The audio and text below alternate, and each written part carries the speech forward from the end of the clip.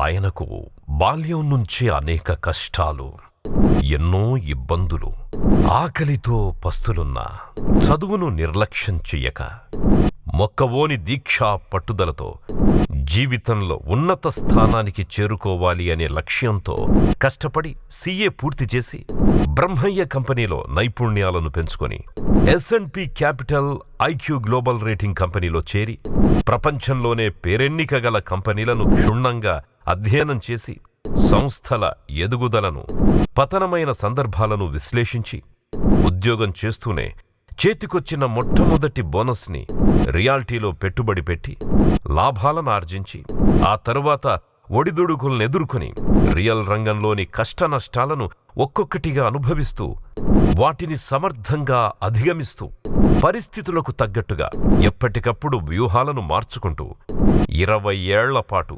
ప్రణాళికాబద్ధంగా రియల్ అడుగులు వేయడంతో తన డ్రీమ్ ప్రాజెక్టును చేపడుతూ కోకాపేట్ నియోపోలిస్లో అతిపెద్ద బిల్డర్ల లీగ్లో చేరారు. నియోపోలిస్లో 57 అంతస్తుల ఆకాశ హర్మ్యాన్ని ఆరంభించి అతి త్వరలో IPOకి తన సంస్థను తీసుకెళ్లాలి అన్న లక్ష్యాన్ని ఏర్పాటు చేసుకున్న ఆయనే యూలా గ్రూప్ MD కొండయ్య. మరి ఆయన special interview real talks with king Johnson షోలో చూసేద్దాం. ఫోర్స్ఫుల్ గా మీరు బిల్డర్ అయ్యారన్నమాట. ఫోర్స్డ్ గా దాంట్లోకి వచ్చేసాను.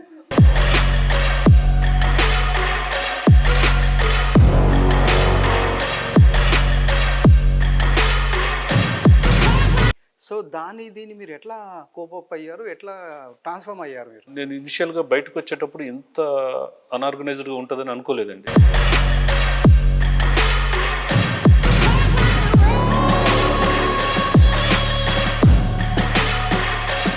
సో ఎంతకాలం కష్టపడ్డారు అలా మీరు తెలుసుకోవడం? ఒక 1.5 year it's a complete struggle అండి.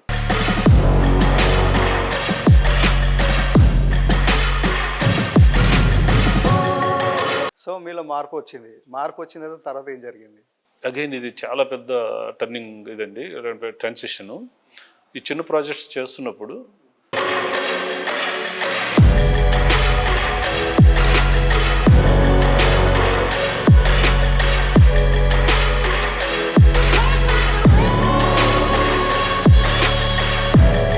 ఆ గ్రూప్ ఆఫ్ పీపుల్తో ఈ మైండ్ సెట్తో కంపీట్ చేయడం చాలా కష్టం. ఇక్కడ సర్వైవ్ అవ్వలేము, ఎందుకంటే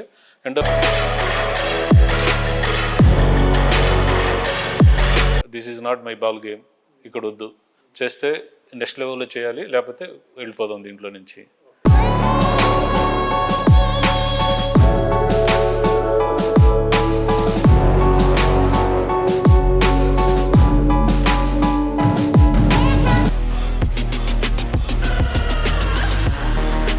హాయ్, హలో, నమస్తే, welcome to REG talks with king Johnson. ఈరోజు యూలా గ్రూప్ చైర్మన్ కొండయ్య గారు మనతో పాటు ఉన్నారు. సో సార్ని అడిగి మనం రియల్ ఎస్టేట్ మార్కెట్ ట్రెండ్స్ గురించి అనేక విషయాలను ఇప్పుడు డిస్కస్ చేయబోతున్నాం. నమస్కారం సార్. నమస్తే. సో కంగ్రాట్స్ సార్ ఫస్ట్ మీకు. కోకాపేట్లో 57 ఫ్లోర్ స్కై స్క్రేపర్ ప్రాజెక్ట్కి మీకు TG RERA పర్మిషన్ వచ్చింది. అవునండి. సో మీరు ఎలా ఫీల్ అవుతున్నారు sir? Great achievement as per me. And it is one of the dream that I had for so many years, to join into this league, and finally, we are there at the right place at the right time. Oh, great sir, good to hear. మీరు builder కంటే ముందు యాక్చువల్గా మీ background ఏంటో ఒకసారి చెప్తారా? So by profession నేను chartered accountant అండి. CA చేసాము. CA చేసిన తర్వాత I worked for a couple of companies like Brahmaya and Company, one of the South India leading chartered accountancy firm. Later, in 2001, I joined in S&P Capital IQ, which is a global rating company, 100 years plus old company.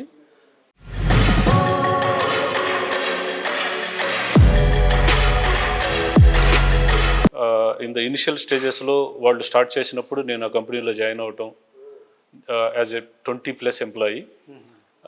అట్లా that became చాలా పెద్ద company అవ్వటం. ఆ entire ప్రాసెస్లో, hiring process కానీ, అనాలిసిస్లో కానీ దాంట్లో join అవ్వటం. అక్కడ నాకు CA చేయటం ఒక సైడ్ అయితే, అక్కడ వరల్డ్లో ఉన్న అన్ని కంపెనీస్కి సంబంధించిన డేటా అనాలిసిస్, ఏ కంపెనీ ఎప్పుడు ఎక్కడ టర్న్ అయింది, ఎక్కడ ఫాల్ అయింది, ఎక్కడ అప్ అయింది, సో ట్రెండ్స్ని ఎలా అడాప్ట్ చేసుకున్నారు, చేసుకున్న వాళ్ళు ఎలా ఉన్నారు, చేసుకోలేకపోయిన వాళ్ళు ఎలా ఉన్నారు. సో నాకు ఒక ఎన్క్లోపీడియా లాగా ఉపయోగపడింది అది ఆ స్టడీస్. గ్రేట్. సో ఒక బిజినెస్ ఇంట్రెస్ట్ని అట్లా తెలియకుండా కంపెనీస్ వాటి బిజినెస్ అనాలిసిస్ ఆ థాట్ ప్రాసెస్ని అక్కడ నాకు మైండ్లో తెలియకుండా వచ్చేసింది. What inspired you to enter in to Hyderabad real estate and construction industry? Day 1 నుంచి కూడా హైదరాబాద్ వచ్చిన దగ్గర నుంచి ప్యారలల్గా జాబ్ చేస్తూ రియల్ ఎస్టేట్ మార్కెట్ మీద చిన్నప్పటి నుంచి ఏదో తెలియని ఇంట్రెస్ట్. సో నాది ఒక చిన్న కందుకూరు అని చిన్న టౌన్. అక్కడి నుంచి మా ఊరికి ప్రతిరోజు 5 కిలోమీటర్లు నడుచుకుంటూ వస్తూ ఉండేవాళ్ళం. ఓకే. ఆ వచ్చేటప్పుడు అక్కడ వెంచర్స్ వేయటం, వాళ్ళు ప్లాట్లు అమ్మటం, కొనటం అదంతా చూస్తూ ఉండేవాడిని చిన్నప్పటి నుంచి. మా ఊరు పోయే దారి అంతా ప్లాట్స్ వేసి అమ్ముతూ ఉండేవాళ్ళు. ఓకే. అట్లా తెలియకుండా ఒక చిన్న ఇంట్రెస్ట్ ఉంది. సో నాకు ఫస్ట్ సేవింగ్స్ ఎప్పుడైతే ఈ కంపెనీలో నాకు ఒక బిగ్ అమౌంట్ ఆఫ్ బోనస్, ఒక 5 lakhs బోనస్ వచ్చింది 2004లో. సో వచ్చిన ఫస్ట్ బోనస్తో నేను వెళ్ళి రియల్ ఎస్టేట్లో 2 ప్లాట్లు కొన్నాను. ఎక్కడ కొన్నారు సార్? ఒకటేమో రాజేంద్ర నగర్లో గ్రీన్ సిటీ అని, ఇంకొకటేమో జీపీఆర్ లేఅవుట్ అని బాచిపల్లి రోడ్లో. ఓకే. సో 2004లో కొనటం, అది 2005కే ఒక రకమైన భూమి వచ్చింది మార్కెట్లో. ఎంత పెట్టి కొన్నారు సార్ అప్పుడు మీరు? అక్కడేమో 400 per square yard అండి, ఇక్కడేమో 380 rupees per square yard. Yeah. So within 6 months to 1 yearలో ఇట్ హ్యాస్ బికమ్ 2500 to 3000 అయిపోయింది. అంత భూమి వచ్చింది.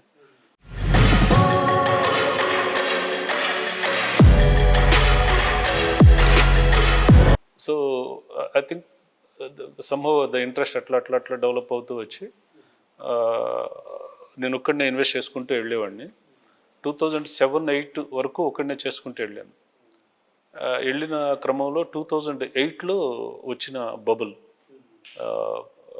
సబ్ ప్రైమ్ కావచ్చు, ఇంకా అన్ని ఆ బబుల్ వచ్చినప్పుడు so I was seen the other side of the coin again. So అప్పుడు I would taken a step back and wait చేసి, ఇట్లా వెళ్ళకూడదు, ఒంటరిగా వెళ్ళకూడదు దీంట్లో. And then I started creating a group of people, light minded people, 10 to 15 పీపుల్ని అందరం కలిసి కొనుక్కుందాం. rather than మీ ఇన్వెస్టింగ్ 1-2 ప్లేసుల్లో పెట్టి అదేదైనా రిస్క్ అవుట్ అంటే అందరం కలిసి 10 ప్లేసుల్లో ఇన్వెస్ట్ చేసుకుంటే ఒక చోట రిస్క్ వచ్చినా మనం మిటిగేట్ చేసుకోవచ్చు. సో ఈ గ్రూప్ ఇన్వెస్ట్మెంట్ అనేది 2010 నుంచి స్టార్ట్ అయిపోయింది.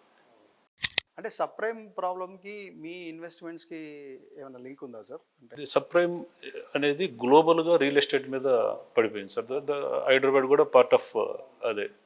సో అప్పటి వరకు మనం అనుకుంటున్న 15,000-20,000 స్క్వేర్ యార్డ్ ఇది 5,000కి అమ్మాలన్నా కూడా 2009 వచ్చేసరికి దొరకని పరిస్థితి.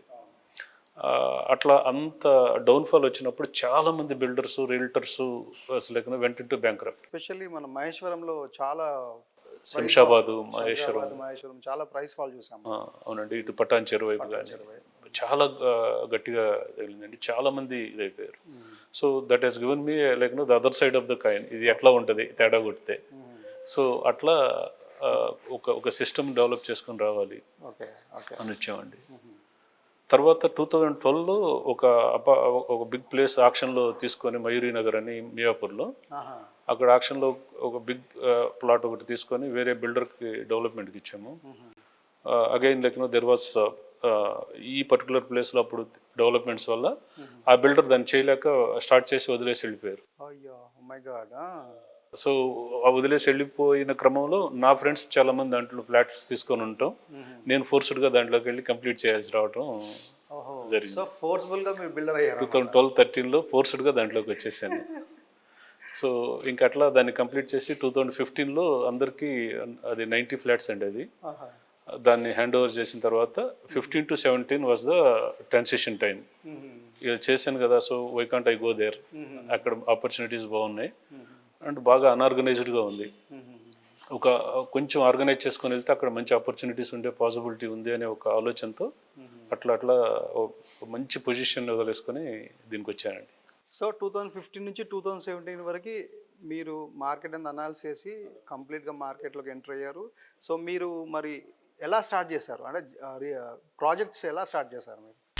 సో 17లో నా గోల్ ఏంటంటే అండి, ముందు ఒక ఆఫీస్ సెటప్ ఎస్టాబ్లిష్ చేసుకోవాలి, ముందు స్టెబిలైజ్ చేయాలి, నేను దీన్ని అర్థం చేసుకోవాలి, ఈ ప్రాసెస్ని అర్థం చేసుకోవాలి end to end.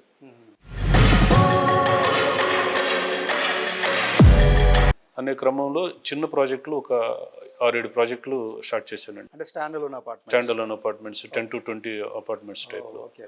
So 17 to 18 వరకు ఆ 6-7 ప్రాజెక్ట్స్ చేస్తూ ఆఫీస్ని, స్టాఫ్ని, క్వాలిఫైడ్ స్టాఫ్ని, ఒక ఆర్గనైజేషన్ స్ట్రక్చర్ని నేను ఏదైతే కంపెనీలో పనిచేశానో ఆ మోడల్లో తయారు చేసుకోవడానికి ట్రై చేశాను. డెఫినెట్గా అక్కడ నేను హైర్ చేయడం చాలా ఈజీ అయిపోయింది. అది ఒక ఎస్టాబ్లిష్డ్ ఆర్గనైజేషన్ కాబట్టి. ఇది కొంచెం అన్ఆర్గనైజ్డ్ సెక్టార్గా అసలు ఆ క్వాలిటీ ఆఫ్ స్టాఫ్ ఎక్కడ ఉంటారు ఏంటి, టుక్ మీ వైల్. నేను అనుకున్నంత ఈజీగా అవ్వలేదు. అట్లా ఆ క్రమంలో it took me for 1.5 years to set things.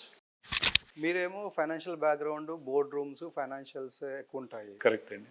So అక్కడంతా మీకు ప్రాపర్గా ఒక ప్లాన్ ప్రకారం ఉంటుంది. బట్ వేరేజ్ రియల్ ఎస్టేట్ సెక్టర్కి వచ్చేసరికి ఇక్కడ అంతా అన్ఆర్గనైజ్ సెక్టర్, అన్సర్టినిటీ ఎక్కువ ఉంటుంది.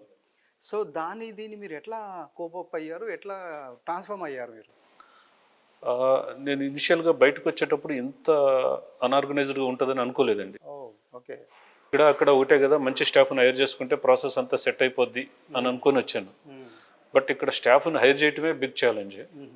అండ్ ఆ trained staff, organised way of doing the things లేవు. అండ్ ఏదన్నా ఒక పని చేసుకోవడానికి బయటకు వెళ్తే ఏ ప్రాసెస్ ఫాలో అవ్వాలి, ఈ వర్క్ కంప్లీట్ అవ్వాలంటే, లేకపోతే పర్మిషన్ తెచ్చుకోవాలంటే ఏ ప్రాసెస్ ఫాలో అవ్వాలనేది కూడా పెద్ద కన్ఫ్యూజింగ్గా, ఒక సెట్ ప్రాసెస్ లేదు. సో ఇవన్నీ అర్థం చేసుకొని నన్ను నేను మార్చుకోవడానికి చాలా స్ట్రగుల్ అయిందండి బ్రెయిన్. ఓకే. ఓకే. సో ఎంతకాలం కష్టపడ్డారు అలా మీరు తెలుసుకోవడానికి? ఒక 1.5 years it's a complete struggle అండి. మనం మాట్లాడినప్పుడు ఒక రకంగా ఉంటుంది, పక్కకు వచ్చినాక ఇంకో రకంగా ఉంటుంది, ఇంకో పర్సన్తో మాట్లాడితే ఇంకొక అప్రోచ్ చెప్తారు. So this was a lot of confusion. But ఒకసారి ఒక 4-5 ప్రాజెక్ట్స్ సెట్ చేసుకొని ఒక ప్రాసెస్లోకి వచ్చిన తర్వాత I started understanding people. Okay, ఇట్లుంటారు, సో నేనే మారాలి. సో మీలో మార్పు వచ్చిన తర్వాత ఏం జరిగింది? తర్వాత అగైన్ ఇది చాలా పెద్ద టర్నింగ్ ఇదండి, ట్రాన్సిషను. ఈ చిన్న ప్రాజెక్ట్స్ చేస్తున్నప్పుడు నేనేమో అన్ని హై క్వాలిటీ మెటీరియల్స్కి వెళ్ళేవాడిని. జాన్సన్ లిఫ్ట్స్, లేకపోతే గ్రేడ్ 1 స్టీలు, సిమెంట్ ఇట్లా.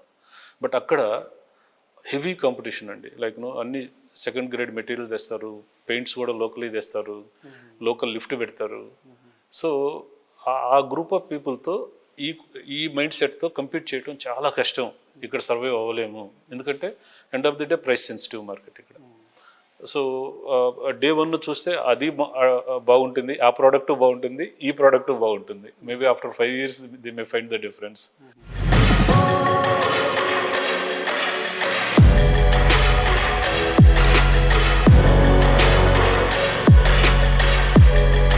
So I thought like this is not my ball game, ఇక్కడ వద్దు, చేస్తే నెక్స్ట్ లెవెల్లో చేయాలి, లేకపోతే వెళ్ళిపోదాం దీంట్లో నుంచి అని. అప్పుడు కొద్దిగా గేటెడ్ కమ్యూనిటీస్ టైప్లోకి వెళ్దాం అన్నట్టుగా ఒక ప్రాజెక్ట్ చూస్తూ ఉంటే మనకి ఆర్బర్ స్కూల్కి డయాగనల్ ఆపోజిట్లో ఒక 3 acres ల్యాండ్ మన సాగర్ సిమెంట్స్ వాళ్ళది సేల్కి వచ్చిందండి. ఇంకా దాన్ని పర్చేజ్ చేసుకొని అట్లా ఇంకా. మీరు స్టార్ట్ చేసిన ఫస్ట్ ప్రాజెక్ట్ ఏంటి సార్? 10 flats 20 flats ప్రాజెక్ట్స్ అయితే యూలో 1 అని స్టార్ట్ చేసామండి. అక్కడే కొండాపూర్లో. అట్లా ఒక 7-8 ప్రాజెక్టులు చేసిన తర్వాత big project, gated community project మేము 2019లో ల్యాండ్ అక్వైర్ చేసాము. ఎక్కడ సార్ 2019లో ఎక్కడ అక్వైర్ చేశారు? అది ఆర్బర్ స్కూల్కి డయాగనల్ ఆపోజిట్లో ఉంటుంది. ప్రాజెక్ట్ స్టార్ట్ చేశారా? స్టార్ట్ చేసి అండ్ డెలివరీ కూడా అయిపోయిందండి 23లో. మధ్యలో అగైన్ సర్ప్రైజెస్ అన్నీ వచ్చినాయి. అందరికీ తెలిసినట్టే కరోనా రావటం, ఓవర్ నైట్ లేబర్ అందరు వెళ్ళిపోవటం. సో అన్ని ప్రాబ్లమ్స్ ఫేస్ చేసాం అక్కడ కూడా. మీరు ఈ స్టాండ్ అలోన్లో ప్రాబ్లమ్స్ ఫేస్ చేశారు, కరోనా దెబ్బతో గైడెడ్ కమ్యూనిటీస్లో ప్రాబ్లమ్ ఫేస్ చేశారు.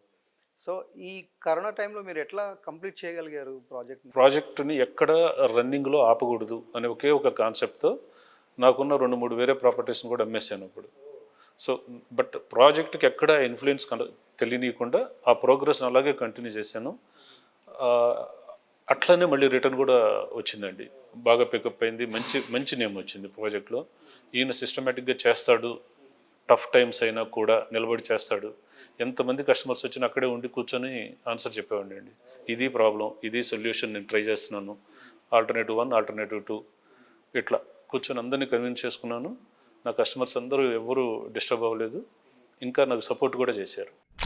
ఓ గ్రేట్. మీరు చూడడానికి ఏమో కాంప్లైంట్ బాయ్ లాగా కనిపిస్తున్నారు, అక్కడేమో హార్డ్ కోర్ లేబర్తో డీల్ చేయాలి. సో మీకు ఎట్లా ఎట్లా డీల్ చేసేవారు మీరు అసలు? సో ఇనిషియల్గా ఇది కూడా ఒక పెద్ద ప్రాబ్లంగానే అనిపించిందండి. స్లోగా నేను ఎవరితో డీల్ చేయాలి, నేను ఎక్కడ డెలిగేట్ చేయాలి అనేది నేను నేర్చుకున్నాను. సో ఆ సెకండ్ లేయర్ని బిల్డ్ చేసుకుంటూ వచ్చాను. ఇక్కడ నేను చేయలేను, సో సెకండ్ లేయర్ని అట్లా బిల్డ్ చేసుకుంటూ నాకున్న ప్రీవియస్ కంపెనీలో ఉన్న ఎక్స్పీరియన్స్తో సో ఎక్కడ డెలిగేట్ చేయాలి, ఎక్కడ నేను వర్క్ చేయాలి అనే దాన్ని వితిన్ 2 to 3 yearsలో కరెక్ట్గా డ్రా చేసుకోగలిగానండి. అట్లా సో మిమ్మల్ని మీరు ట్రాన్స్ఫార్మ్ చేసుకోగలిగారు. ఓకే. సో ఇంకా చూస్తే మీ జర్నీ చూస్తే Team4 లైఫ్ స్పేసెస్లో మీరు వన్ ఆఫ్ ద డైరెక్ట్గా ఉన్నారు. సో అసలు అందులో మీరు ఎలా జాయిన్ అయ్యారు? సో ఇక్కడ ఈ 12 floors ప్రాజెక్ట్ ఇందాక మనం అనుకున్న ప్రాజెక్ట్ చేస్తున్నప్పుడు అది 347 ఫ్లాట్స్ అండి. అది చేస్తున్నప్పుడు నాకు అనిపించింది ఏంటంటే it is better to go in a bigger scale, much bigger scale. అంత పెద్ద స్కేల్కి వెళ్ళేటప్పుడు ఒక్కడనే చేయటం అనేది చాలా కష్టం.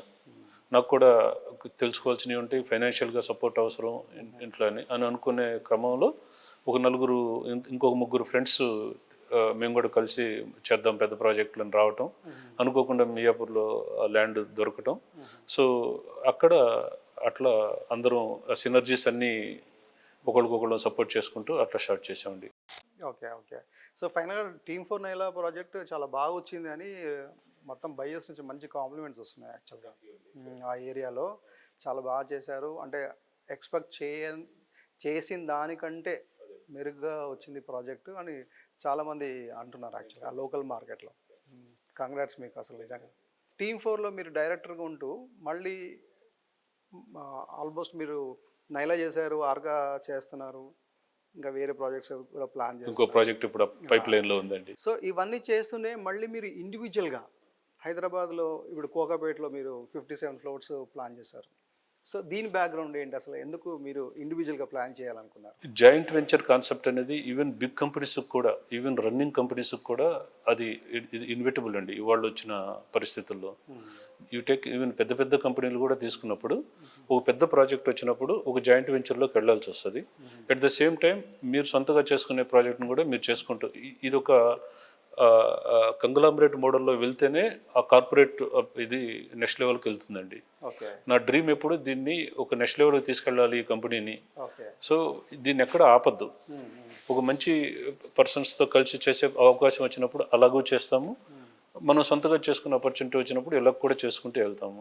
ఈవెన్ నా పార్ట్నర్స్ కూడా ఆ క్లారిటీ ఉంది. మేము జాయిన్ అయ్యేటప్పుడు కూడా మేము రాసుకున్న బైలాస్లో ఇదంతా నీట్గా డిస్కస్ చేసుకొని చేసాము. అలాగే ఇక్కడ ఈ గ్రూప్తో చేస్తున్నాను, ఇంకో చోట ఇంకో గ్రూప్తో చేస్తుంటాను, నేను సొంతగా చేస్తుంటాను, అలా చేస్తూ వెళ్తామండి.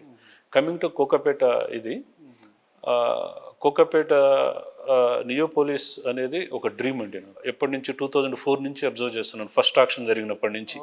బట్ నాకు అప్పుడు అంత ఫైనాన్షియల్ కెపాసిటీ లేదు, దాని గురించి ఆలోచించేది. బట్ లేకపోయినా ఆక్షన్ వేస్తున్నప్పుడు ప్రతి బిట్టు దగ్గరికి వెళ్ళి ఈ బిట్ ఎంత ఉంది, ఎవరు చేస్తున్నారు, ఎవరు తీసుకున్నారు, అంత ఇంట్రెస్ట్ 2004 నుంచి నియోపోలిస్ ప్రాజెక్ట్లో.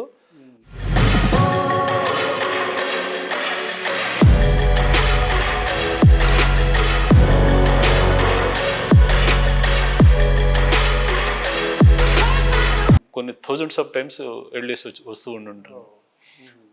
ఎప్పుడైతే నాకు కొంచెం ఫైనాన్షియల్ స్టెబిలైజేషన్ వచ్చిందో, నా ఇన్వెస్టర్స్ నేను అందరం కలిసి ఒక బిడ్ ఆక్షన్ చేద్దాము అని అనుకున్న టైంలో ఆక్షన్కి రావటం.